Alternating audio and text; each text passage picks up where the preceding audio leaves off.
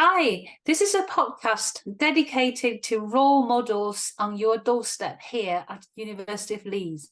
This project is funded by Research England through the Enhancing Research Culture stream.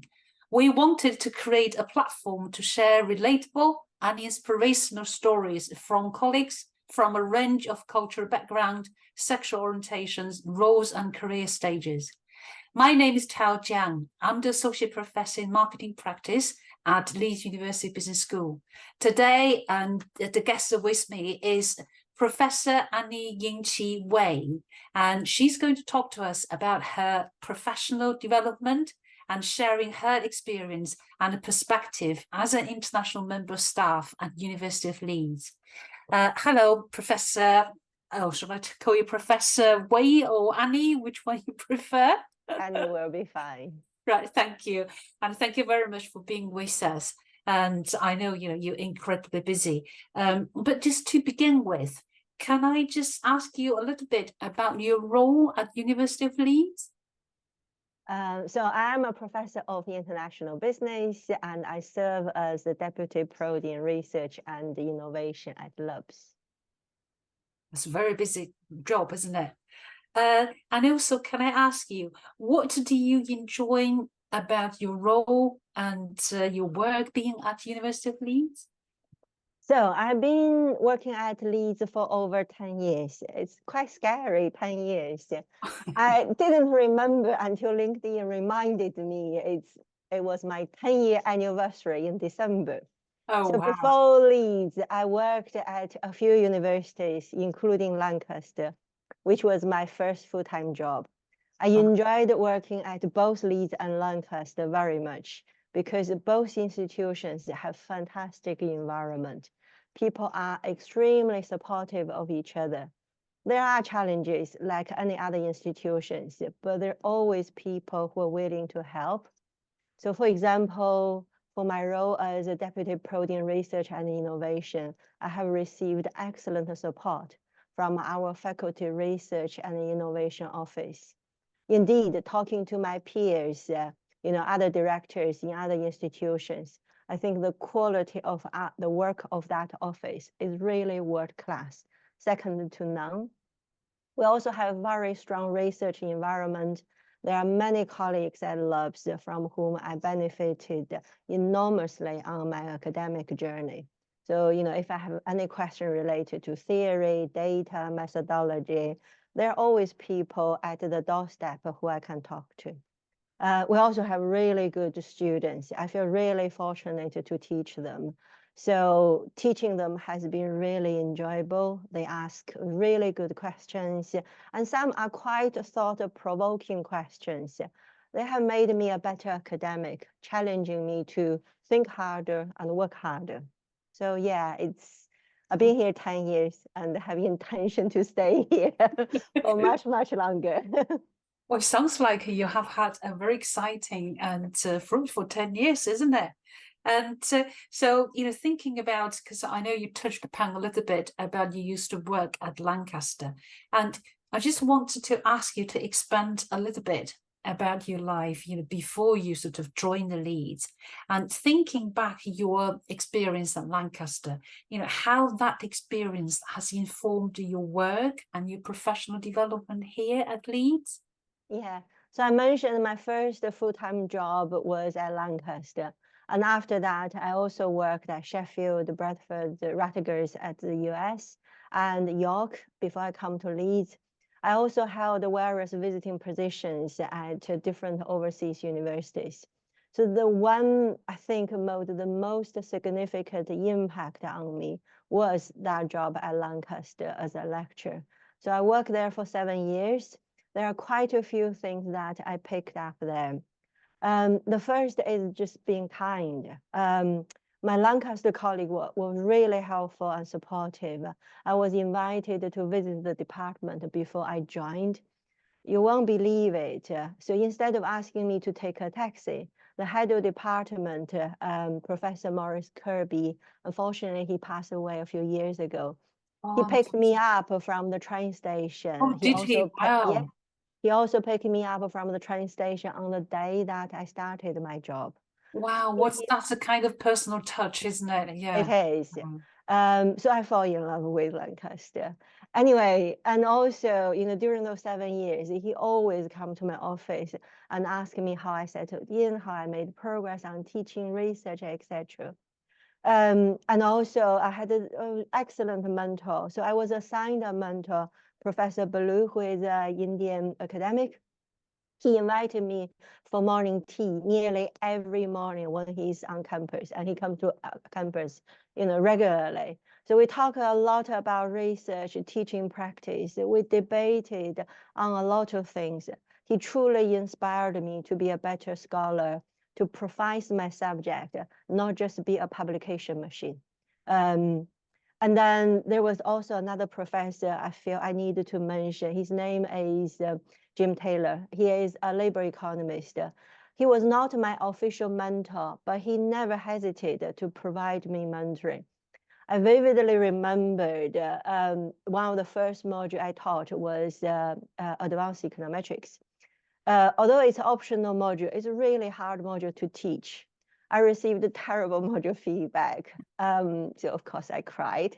And Jim came to me and said, in life, you'll always be knocked down. What is important is to pick up yourself. Wow. So that advice has stayed with me for the rest of my life. There are lots of ups and downs in my life, personally and professionally, but I always remember to pick up myself. So my Lancaster colleagues were genuinely kind to me, and they didn't expect anything back from me. So they also respected me, being the most junior academic in the department. The one before me were recruited 7 years before my appointment. I was quiet, it's you didn't know what to say in meetings, right? Because you're new, isn't it? Yeah. Yeah, you tried very carefully. But during departmental meetings, there was never once people ignored me. I was always asked by the head of department or other colleagues to share my thoughts, my views. This has given me a lot of confidence to speak up in any occasion. So yeah. It sounds like it was such a collegial sort of that team spirit, that environment, isn't it? It was. It's I'm sure we all have issues with people at work. We have our debates. In Lancaster, the same. There were internal politics, but nevertheless, people were always very collegial, very supportive of each other. When I was ill, I couldn't teach a class, and my colleague Caroline Elliott just said, "Give me the material. I will go and deliver." Seriously, on the day. Yes. Wow. So I'm forever grateful. So one thing I learned in my first full-time academic job was to be kind to people, and just be kind.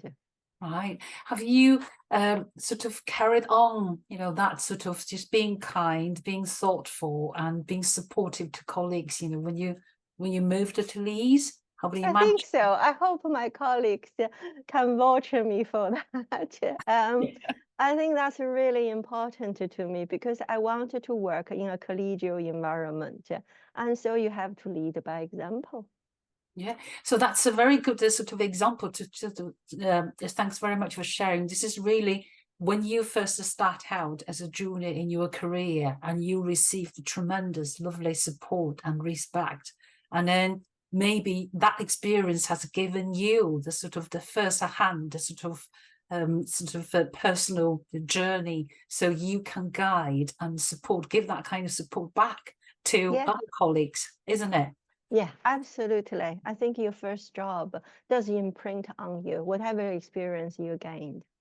Yeah, and I'm sure a lot of colleagues tune in, listen to this podcast, and I'm sure this one of the key takeaway points so far is already just being kind, isn't it? But can I also ask you, I know you at the beginning you said you're a professor and you were deputy dean for research at Leeds University Business School, and I think it's because I have the advantage because we both work in a business school, and I know you were head of department for international business for a few years as well, and with all this senior leadership role you have taken, I'm sure it's not always a sort of plain sailing, and I'm just interested to ask, what have been your greatest challenges and barriers, and how did you overcome them? That's a difficult question. It is, isn't it? So there are differences to me. There are differences between challenges and barriers. Challenges are personal and barriers are structural. So one greatest challenge that I experienced was being bullied. It was a terrible experience. Even to this day, when I came to a conference and saw this academic, I would still try to avoid them. So how did I overcome this? I had two coping mechanisms. The first one is to put boundaries in place. So for example, as soon as I finished work, came to a bus stop, I told myself to completely switch off from work. I listen to music, a podcast, work on other things, but teaching and admin. And the second is to rely on my support network. People who know me know that I always show off my husband. He is my rock, seriously. We're very different people. We have very different views. We take different approaches on a lot of things. But he's always there for me. He is a great cook. And his food always makes me feel being loved. I'm also forever grateful to my daughter. I remember one day I was really upset with work, and he was about 4 or 5 years old. She didn't know what happened, but she just came to me and said, "Mom, you still have me." And Oh, yeah, that's so sweet. it's very sweet, but I think, my family, my friends, and my colleagues, they have given me the energy to come back from, a very dark moment and be a fighter to fight through a terrible situation. So in terms of barriers, I'm not sure about greatest barriers. For a lot of female academics, there are barriers associated with motherhood and the menopause when we get older. There are also bias, conscious or unconscious because of our race. I feel extremely lucky to have a husband who always supports me with what I want to do. When I get scared, he always says, "You can do it." And he goes extra miles to help me to do it. So even I love Lancaster, but I left it after 7 years. This is because at the time there were issues related to promotion. I published in top journals in my field. My teaching was good.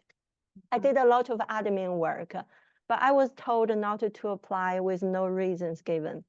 Oh, So yeah, I applied a senior lectureship at Sheffield and I got the offer. And then the head of department wanted to keep me. So I gave some thoughts. I was very grateful to the offer. I was also grateful for the offer of keeping me at Lancaster, but I wasn't sure because, I think they were expecting me to stay because 18, 20 years ago, there was a very low turnover at Lancaster. The town had excellent grammar schools, boys' grammar, girls' grammar. A lot of people just stayed for their children's education.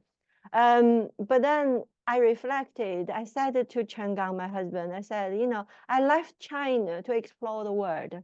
And I stayed in Lancaster for 7 years. I wanted to explore the world. And nothing yeah, wrong with that. well, Chen Gang didn't hesitate and said, go to explore the world if that's what you want. So between us, we somehow managed the work, family, childcare. We've been together since we were 17. And it was never once he told me, you can't do it or you shouldn't do that. His attitude has always been, if you want to do it, you can. Gender doesn't matter, race doesn't matter. It's about you and what you want to do.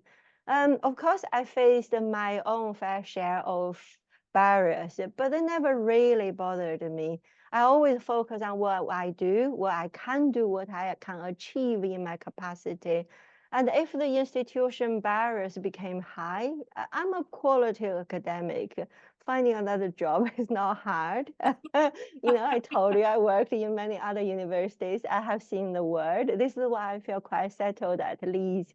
I explore the world. I know what the world is like. I feel quite content at the moment. But if the situation became harder, there are lots of barriers. Yeah, I think instead of fighting a battle and waste your energy on things which makes you really unhappy, start a new job, start a new career. It's never too late. So that's my attitude. Right. Oh, thank you very much. I think, for our listeners, and so this is something both of us we need to recognize, isn't it? And I love what you said about, the dark moments, dark time, and also linking back to what your unofficial, mentor said. Well, in life, you all have the falling off, that moment. But the important thing is to, pick it up. And with your family, with your sort of friends network. And I think we all need that, that sort of support, around us. And by the way, I really sort of envy you, your husband is a wonderful cook. So I'm sure lots of listeners are thinking of that as well. There is no problem that cannot be solved by good food. Absolutely. Today I've been to a session and somebody talk about have a meeting, with somebody, and how do you get that person turn up? And the speaker said, well, if you offer a coffee and plus a cake, and very rarely people would turn that down. So yeah, we need sugar to keep our energy up. Yes, thank you very much. I think we're sort of moving on to the second part, or sort of the final part of our conversation. And this is about sort of how we could sort of take from you and to inspire, our listeners in terms of how to deal with sort of the future challenges. My first question is going to ask you is, can you tell us about one or two memorable moments in your professional or personal life? Yeah, so my memorable moments at the intersection of my professional and personal life are all around my daughter, Angela. There was an occasion we were moving from Lancaster to West Yorkshire, and Angela was in between nurseries. Because both Chenga and I work full time, I had to take Angela to my class. I'm not sure whether this is nowadays allowed, but anyway, back in the day, she came to my class. I put Angela at the back of my class. I was teaching economics, and I drew figures on the blackboard. Angela was quiet, never made a noise. During the break, Chenggang came to pick her up. She left the room quietly, but then she cried in the corridor. Oh, and she said to her dad, I want to go back to the class. I want to listen to mom's teaching. It was a huge endorsement to my teaching and gave me a lot of confidence. Since then, I have adopted the teaching philosophy that I need to organize my communication in such a way that all the audience, all students can easily understand me. So when Angela was at school, every Saturday, Sunday, I drove her to her violin class, flute class, and I explained to her, the concept of transaction cost, opportunity cost, demand and supply, foreign direct investment, globalization. What is my view about the government policy and why there is inflation? Anyway, so the poor girl had to endure mom's torture, but this process has really helped me to improve my teaching and the communication skills. Well, I'm sure if you could entertain a small child in your class and she sat there quietly, it must be very engaging content, because otherwise she would be starting, bouncing off the wall, isn't it? Particularly at a young age. So well done, Annie. Thank you very much. And to the last question, to feel really sad. I'm asking you the final questions now. Are there any particular aspects, qualities or traits about yourself that you feel particularly proud of and you like to share with us? That's another difficult question. So I'm not sure about this question. I am me. I'm proud of being me. I have many faults and flaws. I also have many good qualities. So I think because of this, I'm very much loved by my husband, my daughter, the two people who know me best. And I have many friends. I get on well with colleagues. Well, at least most of them. I'm sure there are people who don't like me and look down at me, but I am me, genuinely.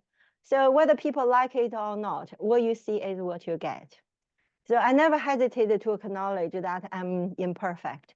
And there are lots of things that I don't know. So when students ask me questions I can't answer, I just tell them, sorry, I don't know, but I will do some research and get back to them with answers or information. And if I make mistakes with my decisions, I always put my hands up and say, I'm sorry about my mistakes. So if, of course, I feel embarrassed, how stupid I was. But hey, I'm a human being, and a human being are born with imperfections. Absolutely. So I can't really say what's good about me, what's bad about me. I know what good, what's bad, but I think the most important thing is I'm really comfortable with my own skin. And I really like what you just said. And if, we have listeners listening to this podcast, I think we all need that sort of, as you said, eloquently, be comfortable with our own skin and to be happy with who we are. And as you said, we all come with a sort of lots of faults and lots of good bits as well. Just be ourselves, isn't it? And always stay true, to who you are. And if there's a mistake had been made, or just hands up to say sort of, yeah, I made that mistake, so what? And thank you so much, and Professor Annie Wei. And I feel really, really grateful to you spending time to come to us, because I know how busy you are, and this is a really a pleasure to hear your story as an international sort of member of staff. And also thanks very much to our listeners for listening in. And my name is Tao Jiang, and we're doing the podcast as part of the Enhancing Research Culture stream. And I hope you enjoyed our podcast, and thank you for your interest. And please do drop us a line and listening to other stories we're going to share as part of our #warm, we are role models project. Speak soon, and goodbye for now. Bye-bye. Thank you, Tao. Bye-bye. Thank you.